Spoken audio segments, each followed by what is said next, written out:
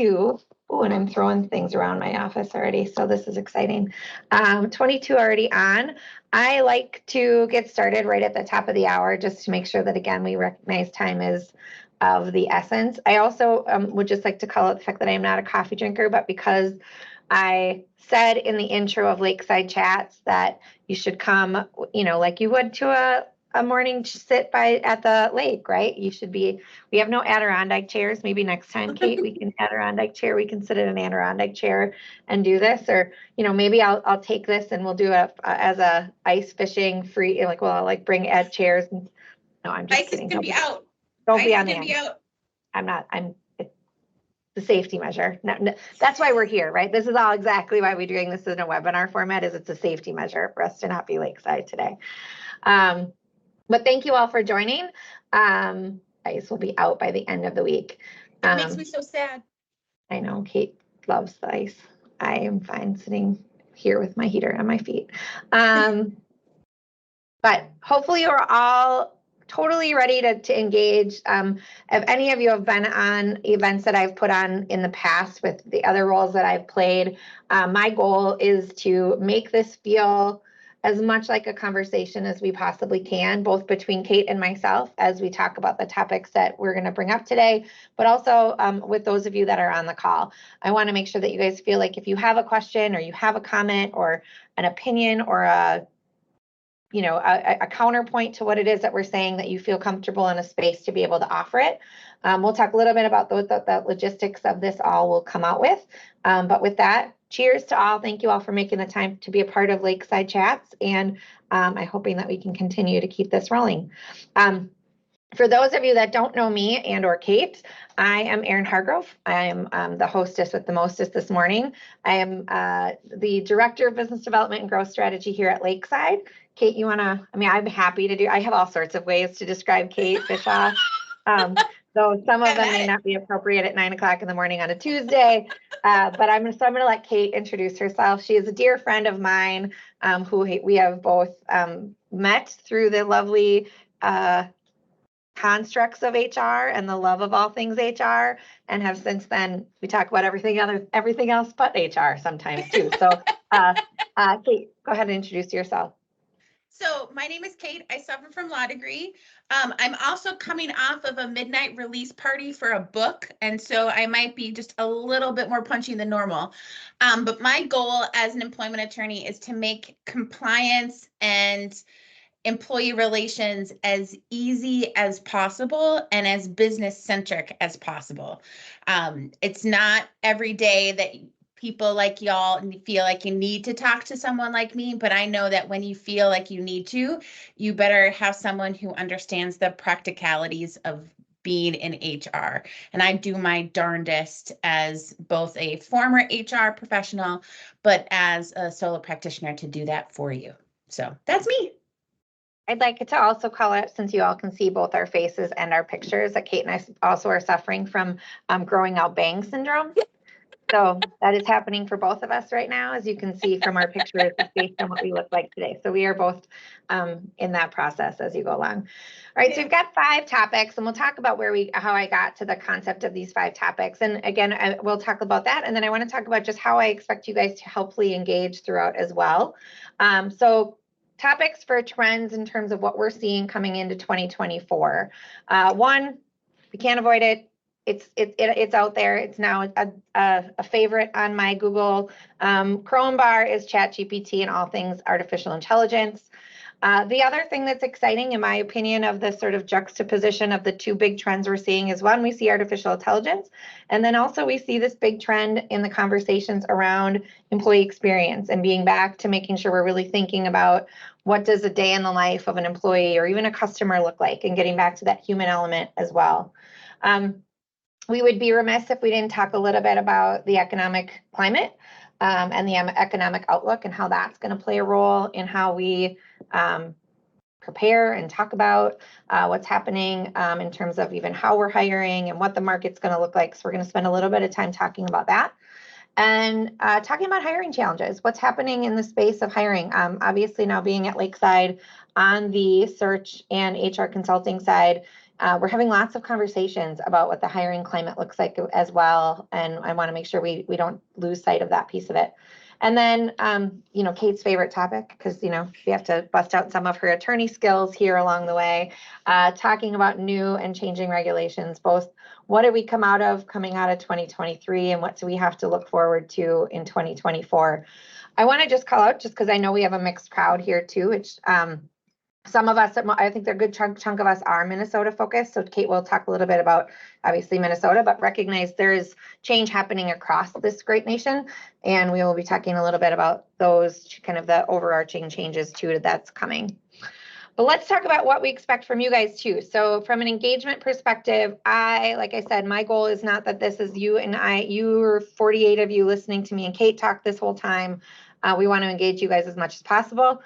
So use all of the Teams features to engage. If you really feel like you need to say something, the mute is turned on now, but it is able for you to turn off, as you have all heard Kristen's voice here earlier, and I think Brian's as well.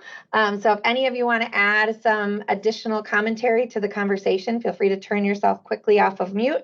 I have full control, so I can turn you back off of mute if I feel like I need to. But if you want to add to the conversation, we encourage you to do so. But also raise your hand, react, chat, comment, reply. We want all of the things to be used throughout today's conversation. Just like you would if you were sitting by the lake. You might stand up and yell. You might, you know, just sit there and sip your coffee quietly. Who knows? But we do want this to stay positive. Thank you, Kelly. I like that there's conversation amongst yourselves as well. We encourage positive discussion and genuine curiosity. If there's a question and you want to discuss something in particular, feel free to put that into the chat as well. We recognize that though we're going to offer some opinions, because sorry, if you haven't met Kate or I, it comes with opinions. But many times we recognize that there's no right way and it is just an opinion, so that's okay as well. But again, the goal for this is really just to make sure that there's some information sharing and conversation starting across the board. So hopefully everyone's here and all for that. Kate, anything you'd add to the engagement factor? No, please talk to us and ask us questions. Yeah, that'd be great. Seriously, the best, you know, advice I give to my clients is when they ask me questions, and the best way that I can interact with y'all is if you ask me stuff. So yeah, somebody not saying that would be legal advice, but no. Anyone was there somebody saying something? All right. So let's just talk about how we got to these fun and exciting 5 topics. So I read, and I've been reading, as I'm sure many of you are as well, a number of the trends that are happening out of 2023. I'm highlighting 2 of them, and in the follow-up today, so to sort of answer some of the questions that often come up in chat. Yes, you'll get a recording. Yes, you can share the recording. And yes, I'll send you the links to the articles that I'm going to reference throughout. So just to sort of hedge that question. So 2 that I want to just highlight today is one is Gallup produced the 6 workplace trends leaders should watch for in 2024. I think this is interesting. This was 6 that I found to be a lot different than some of the other ones that I've seen in a much more conversational format, which makes sense that it's coming from Gallup. They're, you know, the Strength Finders people. So worker stress remains at a record high. So again, we have to just know that we are still, you know, mental health isn't going anywhere. We all need to know stress is still at its high record high as a nation, I guess, as a people. Thank you, Kate. It's not going to go away. It's not going anywhere. Just get used to it. Don't just, oh, good Lord, that's sad. Engagement is slowly recovering with some areas of improvement. Leaders are restoring trust, yet have much room for improvement.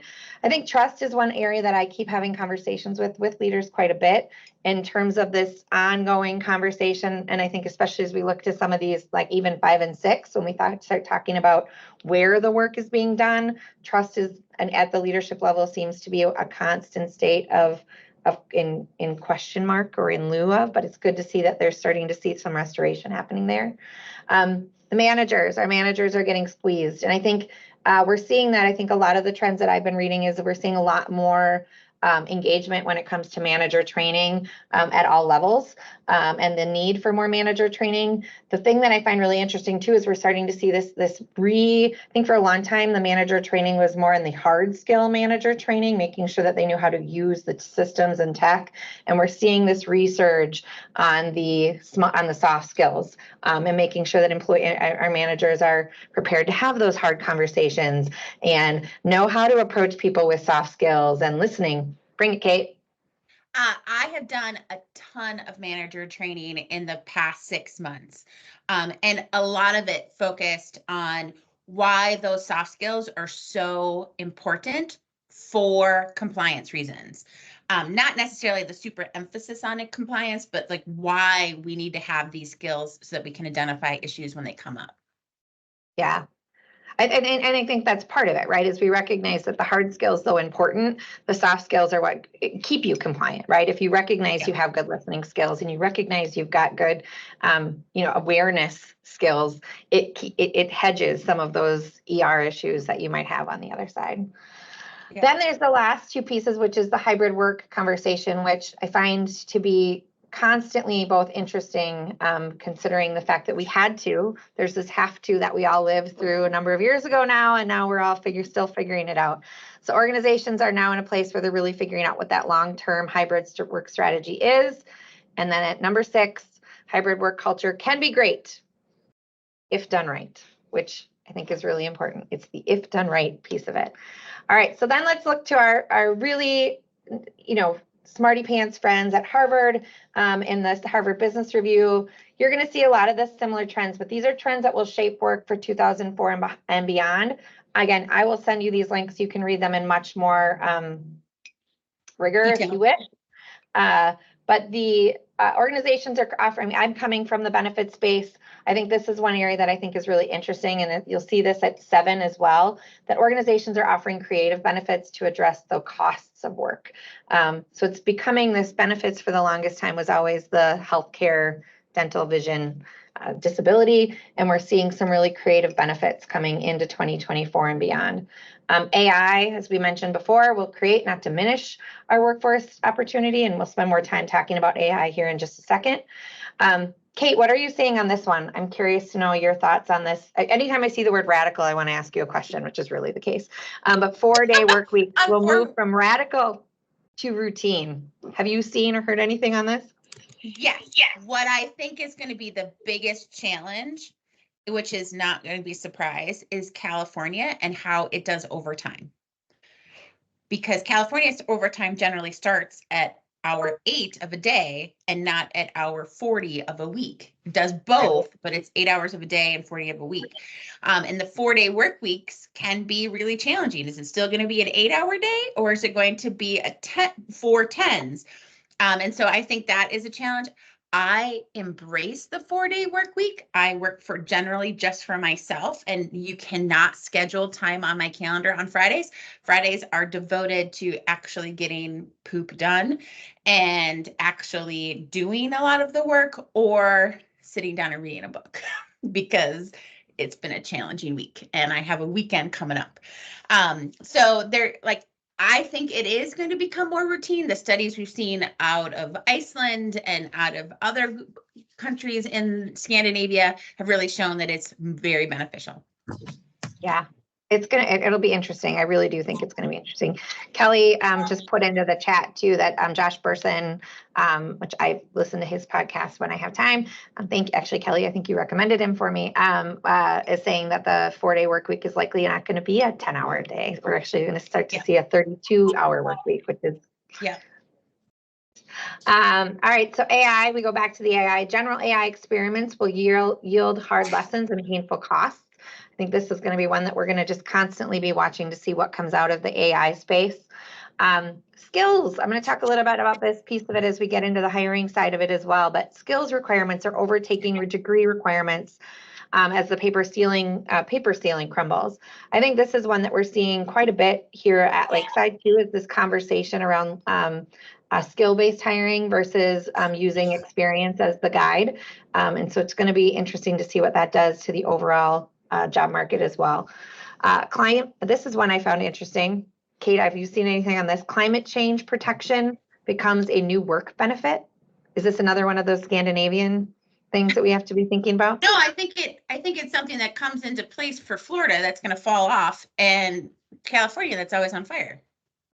Yeah, that's true. Right. So for those places, it's going to be really important, right? Because there's a big risk. I mean, we just saw San Diego underwater. And so I see that as a potential for places that might really feel it. Not that we're not feeling it here in Minnesota, but the lack of snow hasn't resulted in our homes burning down yet. So like, I think it might be something that comes up, but man, that could be really costly. Right. I think this is one that I love to see, that the DEI won't disappear, but it's going to become more embedded in the way we work. All right, Kate has an opinion on it. Bring it, Kate. Okay, so she got into power stance, people. Did you see it? She went into full Supergirl power stance. It makes me so, there is an EEOC commissioner that I really dislike. I dislike her to my core. Her name is Andrea Lucas, and she came out yesterday and blasted Mark Cuban for his comments on DEI and how it has been so beneficial for his work. She came out complete blast that Mark Cuban is awful. And she, in part, are one of the people who are trying to kill DEI, in that the idea that someone has a expansive experience because of their life experience is a benefit to you because they help represent your community. She says you can't use any of that information because it could be too close tied to race.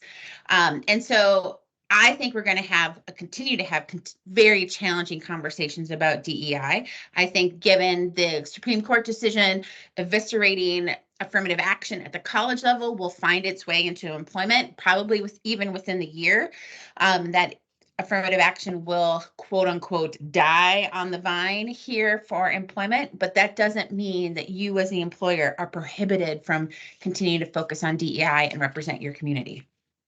Yeah. So. No, thank you for power stance. Okay. All right. And then the last one that came out of the Harvard Business Review article is traditional stereotypes of career paths will collapse. And I think this is one that I, again, very much support. I think the idea of everyone living in a space where we're all climbing some sort of ladder and not really being aware as to the work that's being done is exciting to see. And I think it's interesting to see how much it's going to change the ongoing conversation and the hiring process as well. So it's one that I'm all for. And I think it's one that I think it will evolve, and it'll be one that, again, where it goes, when you like play with all of these ones, you go back to that conversation on trust on the earlier conversation. And how trust without well, I don't know why they've been a VP. Of course they're going to want to be a VP. No, they're willing to take a manager. Like, I think it's going to be, it's going to create for some really interesting conversations, which, speaking of interesting conversations, thank you. This chat is, I feel like I'm going to capture this chat. This chat is awesome. Kathleen, thank you for your comment. Fully agree with that. The work systems are the problem. Systematic government. So I think that was in regards to the DE&I space. Sarah's adding some conversation on the one-dimensional people. So if you're not following the chat, get into the chat. We're going to be using the chat here as we go. So thank you all for getting that running. All right, jump right into it. We saw AI on both trends. AI, I don't think we can read an article or even have a conversation these days without somebody even questioning the use of ChatGPT. So I'm curious, to Kate, we're going to poke the beast on this one and start the conversation around how are you using artificial intelligence in HR? And I encourage all of you to, again, use chat as a way too, because I think it's really interesting. Marianne, you've kicked us off. I love it. I'm using AI for job descriptions and learns all kinds of interesting ways to use it. Kate, what's your opinion on it? Kind of what's your sort of, are you, as you're talking to employers, are you giving insight or advice on how and where to use AI? I want you to play with AI as much as you want to. If you're using AI for any sort of selection or identification of employees, you might want to think about a pause. Because when you're using AI and the data that has been behind the AI is helping you make decisions about employees, whether it's who to hire, who is going to be likely to leave the organization, those kinds of things, you have the potential to run into a discriminatory bias. And I don't want that to happen for anybody until we figured out how to mitigate that bias. And I've been evangelical about this since 2016. Right. I have called out vendors for a long time who have like, we're not biased. And then one particular vendor turned off their tool and waited a year to tell everyone that they turned it off because they found rampant bias in it. So if you're using it for selection or identification of employees, think about hitting pause or ask really hard questions of your vendor of how they are mitigating bias. And if they don't collect things like protected class statuses and things like that, they have bias in their machines. If they are collecting those, ask them how they mitigate it. Do they have an adversarial system that attacks looking for bias? There's lots of different ways to attack it, but if they're not doing those things, they're putting you at risk. And so I really like how Marianne is using it, like doing job descriptions, writing things, also automating things, automating some payroll, identifying issues in payroll, like those kinds of things. Love it. But when it comes down to selection, whew, I've got pause. Yeah, there's a really good, the conversation's happening. And Sarah, we might ask you to send the link to that course. So like Sarah's talking about a course on LinkedIn that talks about AI for talent acquisition. So that she found that to be really informative. Erica, I think that's a great call out, is the kind of this ongoing conversation around using it as a proofreader tool, which is in theory, which I joke all the time when I talk about AI, that we've all been using AI for a very long time. Anytime we get the lovely little squiggly line telling you that you miswrote something, or anytime Microsoft Word changes your HSA to has, I was joking, I mean, that's coming into my benefit space for so long. AI has been working for us in a lot of different space, right? Anytime we've double right clicked and used thesaurus for finding another word, because you've used the word XYZ, you know what I mean? You've used XYZ word for too many times and you want a different word for it. Those are all versions of AI. I mean, we've been using and leveraging AI for many, many years. And it's now we're just seeing in this much more dynamic space. I do like too that, I mean, the idea of making sure that we're recognizing and using it on the front end and then adding personality or adding your own voice to something. We all don't need to sound like computers, and we recognize that the computers are going to get smarter and going to sound more and more like us the more that we use it. But there is something to be able to say about adding our own personality and voice, whether it's in a job description, in a cover letter, in a response to somebody who you're accepting or not accepting for a job. I mean, I think there's all sorts of ways to use it as a way to remove or reduce some of the emotional influx that might come into a conversation. But I also think if we completely remove the emotion, we're all going to sound like computers, and we need to have that not be this case as well. Right.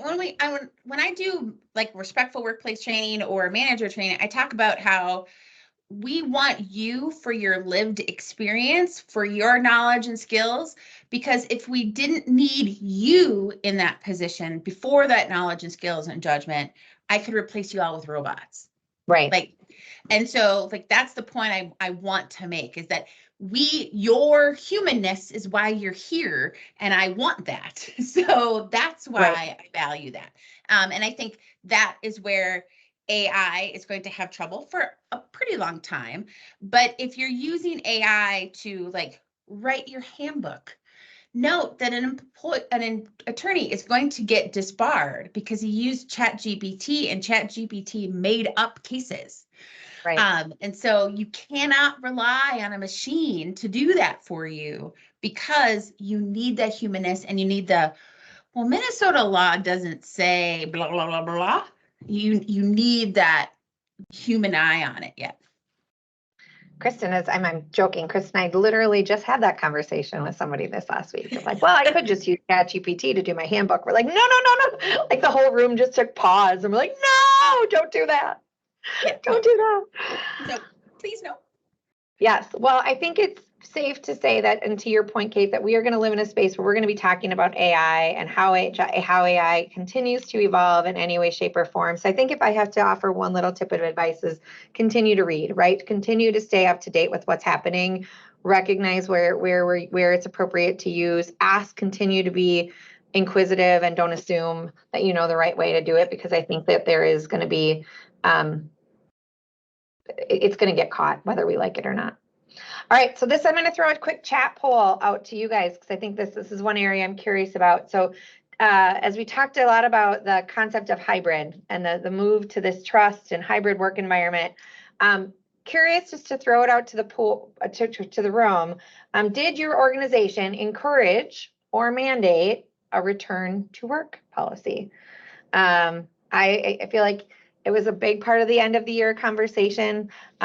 Kristen and I had a meeting last week, which I thought was really interesting as we're talking about this conversation around the employee experience and this evolution of what's happening on the employee experience side, to recognize that, yes, you might be asking people to come back to the workforce or come back to work, but are you giving them a workforce, a place that they actually want to be? And I'm like, there's so many work areas or spaces that still could use an uplift, right? Or could use something that you're excited to be back in the office for. And I think encouraging or enforcing people to be back in the office, but then not giving them something to look forward to, like a fancy new water machine, or, you know what I mean? Like the silly little things that we underplay that are exciting, to make it exciting to go back into an office, or I thought it was an interesting conversation. I'm seeing conversations coming through, and this is great. Right? Good Lord, now I can't keep up. We had to return. Discussion. Oh, healthcare So Barb, space. That makes Barb sense. talked about the idea of discussions to mandate return to work, but nothing, the conversation's been tabled, which I think is fair. Sarah said she rewrote and has written a return to work policy, making an organization stand out in comparison to other orgs. Well, that's interesting, using it as a competitive component. Jenny talks about the idea that in her last role, there was a mandate on 3 days per week, 2 anchor days with 1 floating day. I love the vernacular, an anchor day. I really do like the anchor day. And I like anchor days by team as opposed to by the entire organization. I think there is definitely some benefit to having people know people across the organization. But if it's by team, it provides the most value. Because otherwise, if you're just picking whatever day, I'm going to the office to be on teams. And what benefit did that get me? This conversation is great. We've got some that are saying started to encourage, then mandate, then the mandate was ignored. Thank you, Leah. I think that's hilarious. Mandated hybrid, which I think is kind of similar to the anchor day conversation, right? The idea of what are we seeing in that space. Kept our work from home policies, no change. Leadership wants everyone to come back, but employees don't, which is an interesting crux. Oh, Melissa, thank you for kind of jumping on with my, like, where are they going? Moving to a new office space in March, and there'll be 3-day requirement. So they're actually like doing both, right? We're having you come back, but come back once we've got you a fun, fancy new space to look forward to coming back to, right? Which is really interesting. I think it's an interesting conversation to see how many people are moved to hybrid or moving away. Kate, any thoughts on it? I'm just curious if you're seeing any sort of, from a policy, kind of as you're thinking about the policy side of it, is there a right, wrong, or otherwise?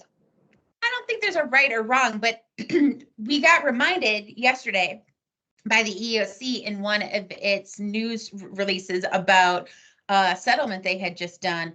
Remember that the ADA voids a lot of these policies when necessary. So if I still have to work from home because I'm sick or I have a disabling condition, you can't penalize me for working from home.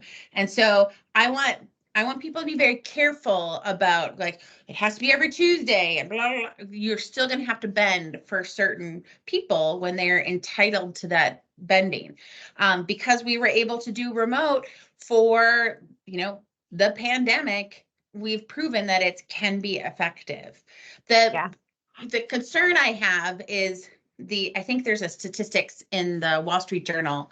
And I only have my Wall Street Journal on my phone because I'm an Apple user.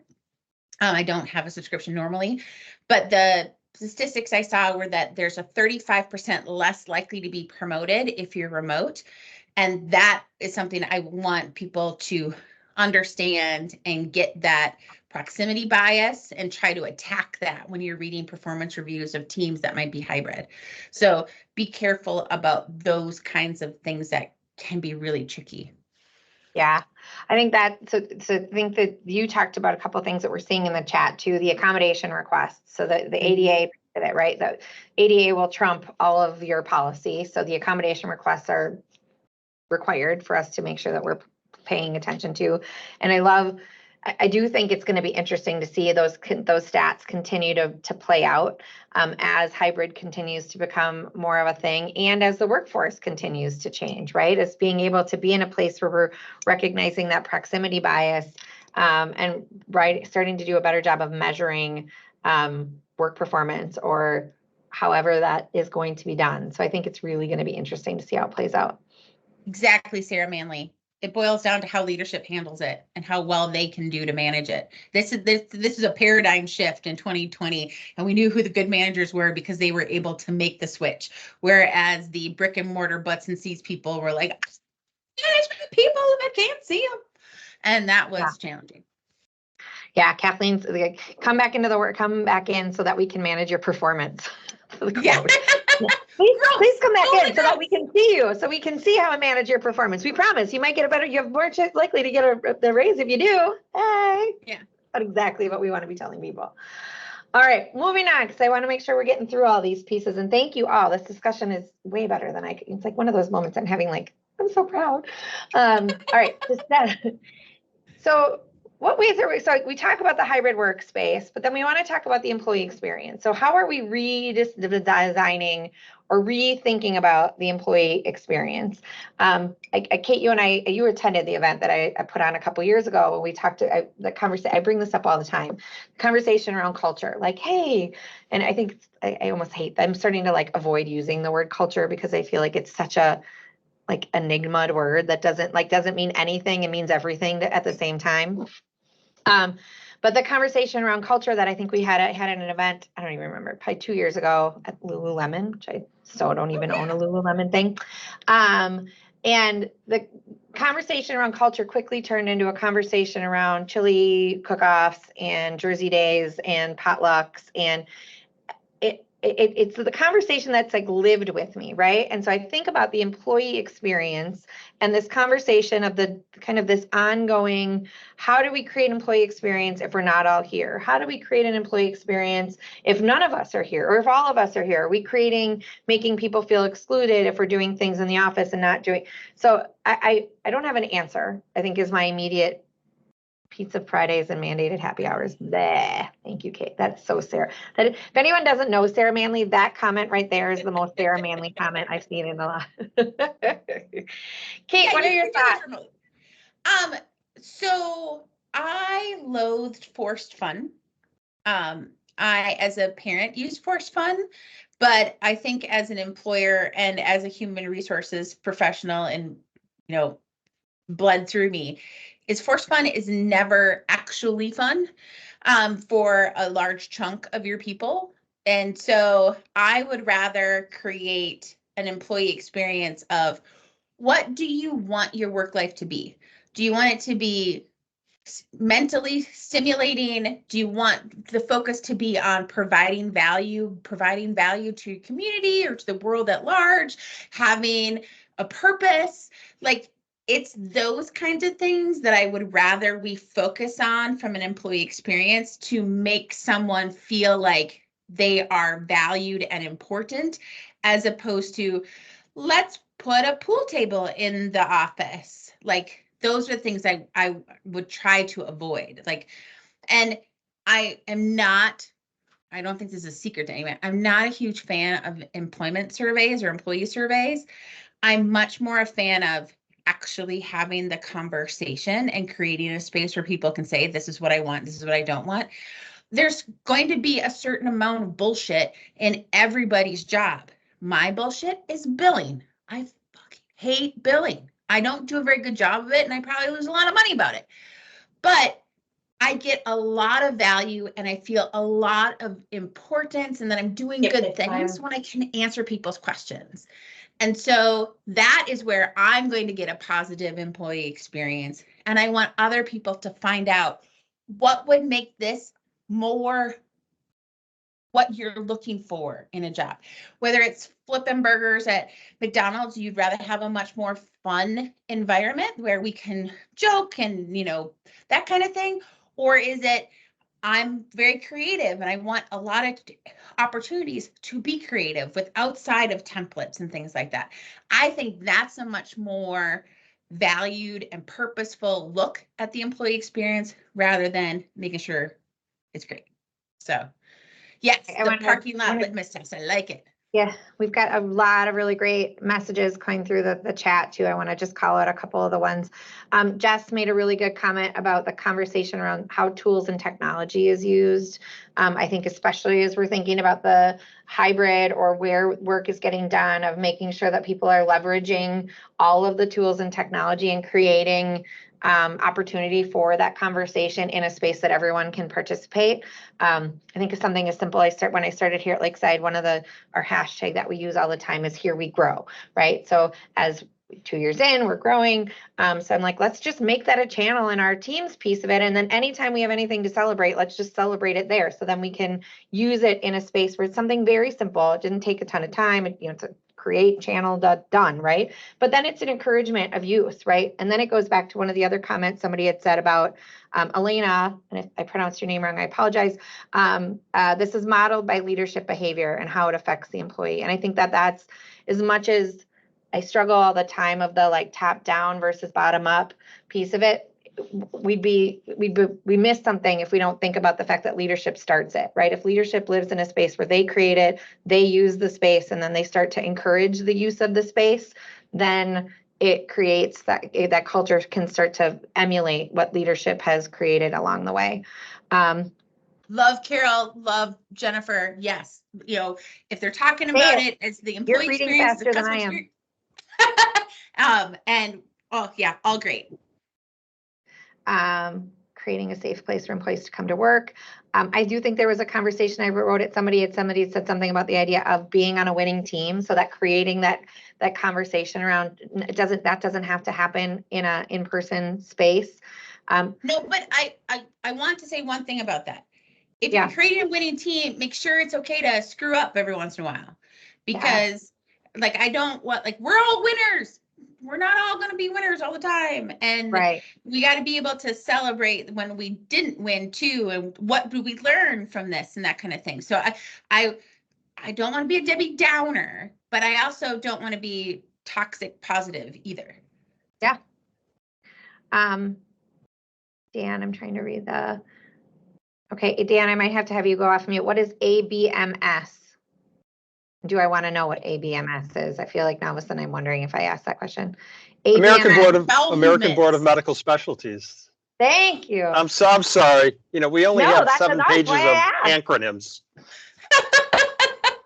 And you answered it as you said it, right? Where you live in medical, so of course it's an acronym, and of course I didn't know it. So it all comes full circle. Thank you. Yes, Thank you I apologize for that. Don't apologize. I'm glad that you went off mute and were willing to share. Thank you. Thank you. Yes, we all make mistakes. We give each other grace. This is another one of those conversations where there's no easy answer. It's going to be about a lot of it's going to be about knowing your own company, your own employees, your own goals. I do think it's going to be really interesting in terms of, as we're seeing a lot of organizations revisiting things like mission statements and value props and all those pieces of it, how those are going to play into the larger conversation around, are you in the right space? Because I think leadership is going to take more hold on those words, and those words are going to have more meaning than potentially they didn't always, right? I think that we're going to recognize that as we live in a hybrid or in a multi-state work environment, that we are going to live in a space where the words that we say are going to mean something. Say it. What you excited about something? I like blunder of the week. I think that is a great way to own it. But if you're in the medical field, I hope that doesn't mean that it was a death of the week. Okay. I want to turn the conversation because this is where the downside to anytime Kate and I get together is we should probably always set a timer and keep ourselves accountable to the time.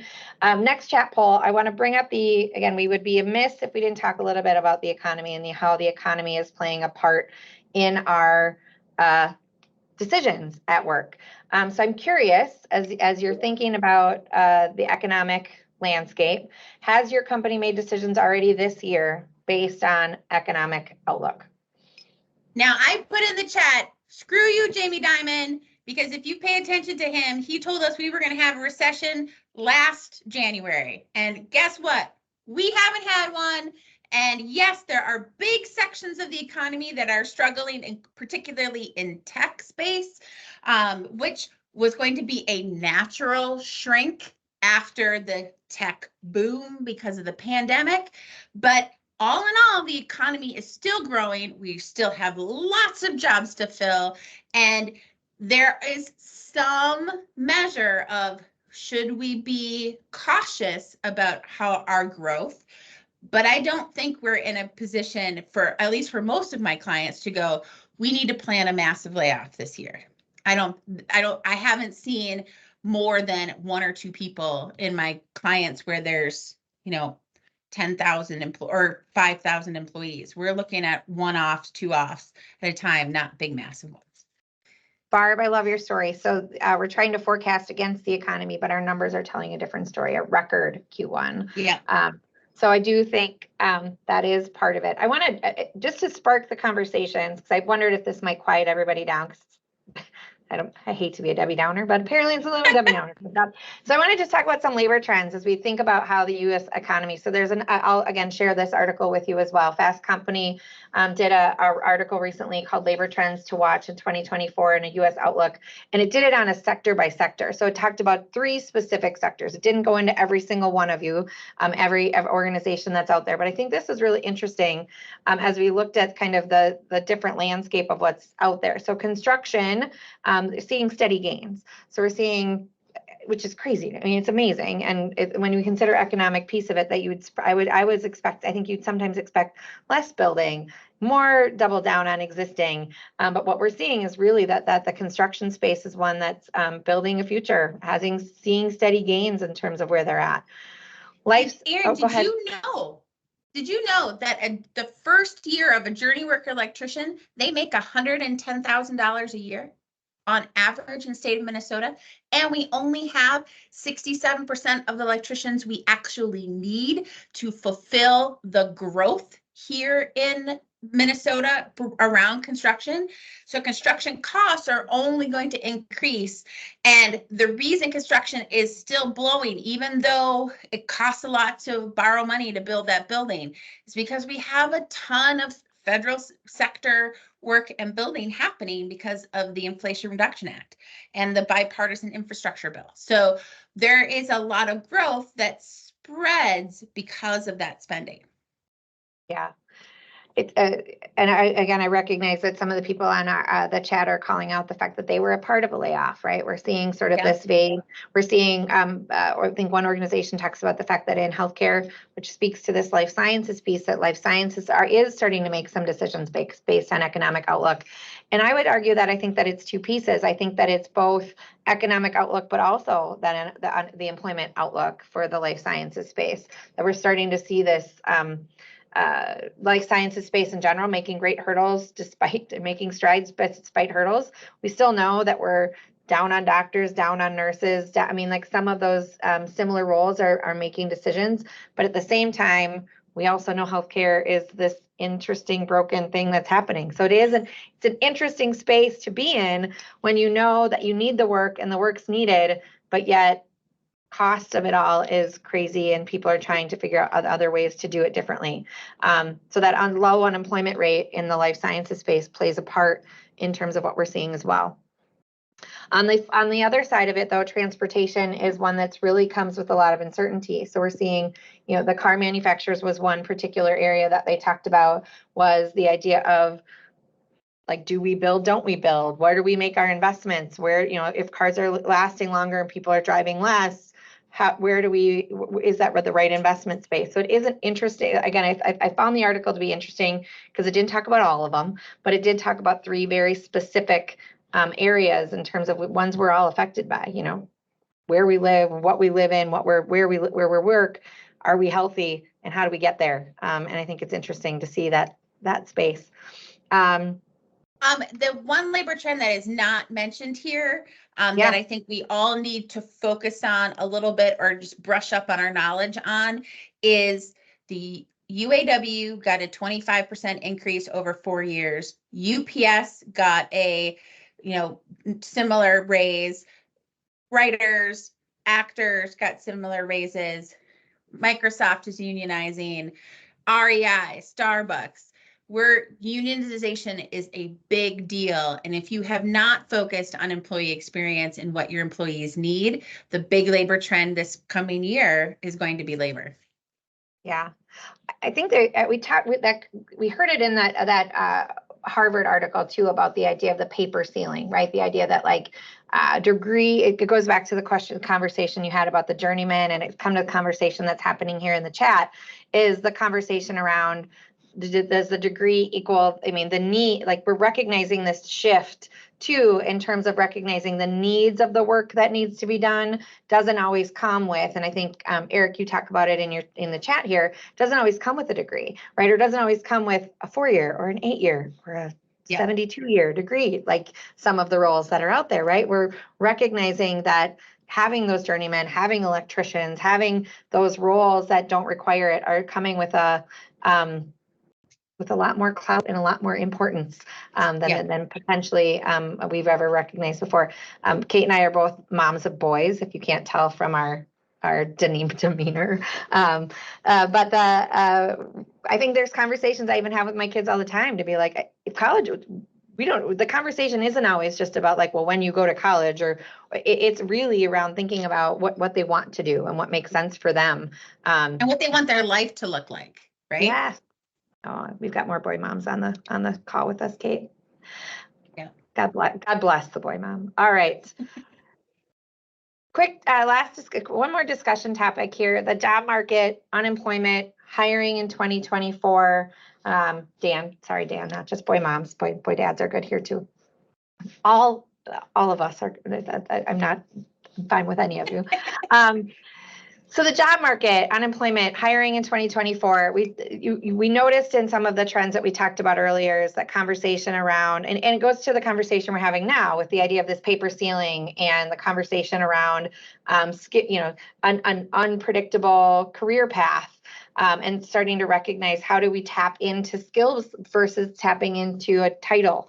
And I think it's going to be, it's an interesting conversation. I'm curious both for the room as well as to Kate.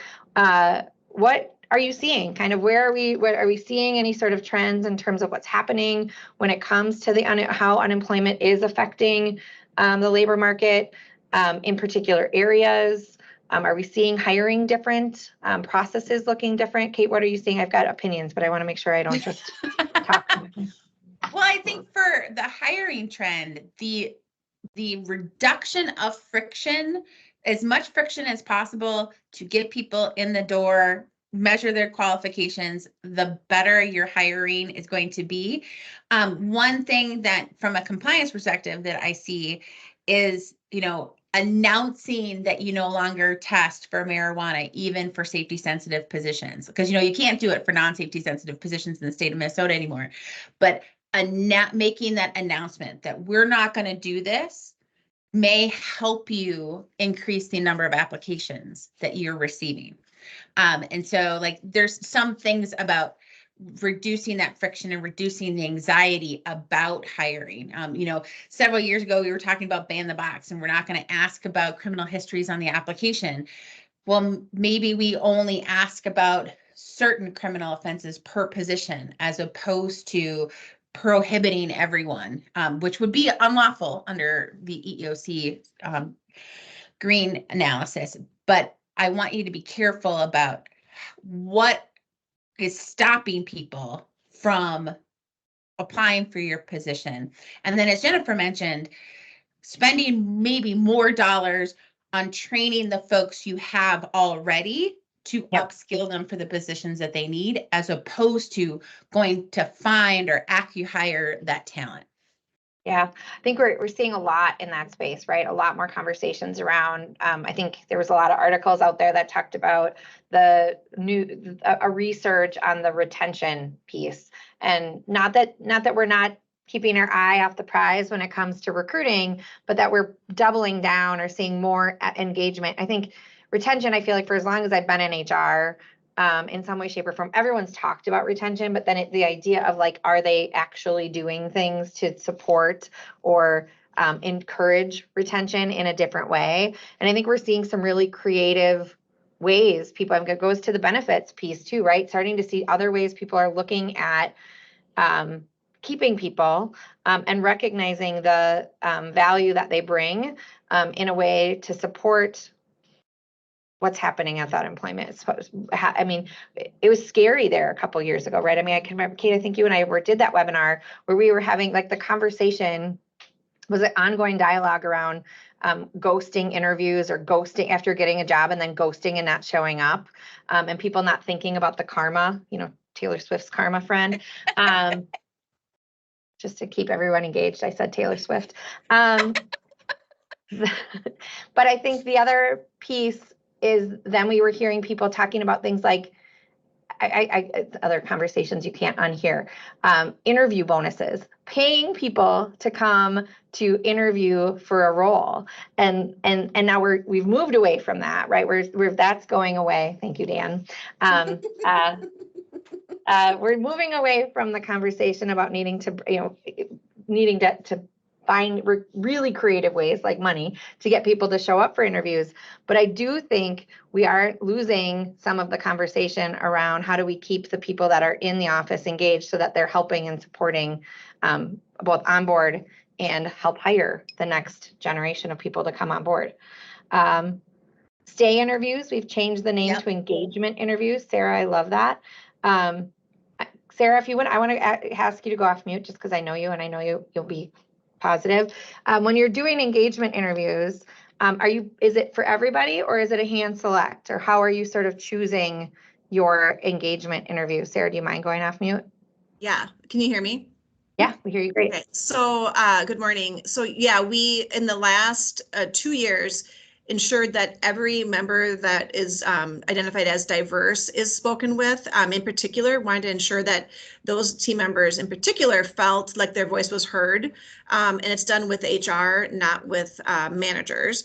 And then in terms of over the years, especially over COVID, we met with every team member twice over COVID to check in while people were remote 100%. Prior to that, it was more hand selected, like this person appears maybe a little disengaged. What can HR do to help turn the ship before they decide to go someplace else? And that also has helped. But in the more recent years, it's been a little bit more across the whole organization. Yeah, that's awesome. Thank you. Thank you, Sarah. I wasn't sure, so I was asking both as a friend and curiosities, but it is interesting. So you did see those stay interviews happening in situations where they were like a save interviews more in terms, and then a stay interview that they were like, oh crap, we think that we're going to lose them, or they think they're a flight risk, so we should probably talk to them about what's happening. And I do think that we're starting to see this shift happening around, like, let's make it less about worrying so much about the flight risks and putting some more effort on the people that we don't see as flight risks, those people that are high producers that we want to make stay, that we aren't worried about that they're going to leave, but we want to make sure that they stay happy. And I think that's going to be in an interest of what we're going to see ongoing. Mickey, I want to highlight. Oh, go ahead. I want to highlight Mickey and Sarah because I agree with both of them. Like, what do you need? And then if you don't need anything, if you're just keep swimming, Like, we're not going to force you to grow either. Yeah. Read the chat, I guess I have to figure out if there's a way that I can like save the chat and share the chat so you guys have it as a follow-up. So let me see if there's ways. I make no promises on what I can do from a technology standpoint, but if you haven't already read the chat, make sure you're taking a second to read it because there's some really great nuggets out there. All right, Kate, let's talk regulatory to make sure that we're closing out the most exciting topic, right? Regulatory changes are coming. What are some things we should be preparing for ourselves when it comes to HR, both when it comes to looking at our handbooks and really making sure that we're staying on top of what things we should be listening for as we look at 2024? So we've got a new independent contractor rule coming out from the Department of Labor. This is look at it, gives me a little thumbs up whenever I do a thumb. That's so weird. That's okay, awesome. So we've got that coming. We've got overtime coming, new changes in overtime. We're going to have paid leave here in the great state of Minnesota, which I want y'all to know is going to change virtually nothing that you do. Because you already have to do 12 weeks for parental. You already have to do 12 weeks for FMLA. Or if you're not big enough for FMLA, you probably should be considering 12 weeks in general.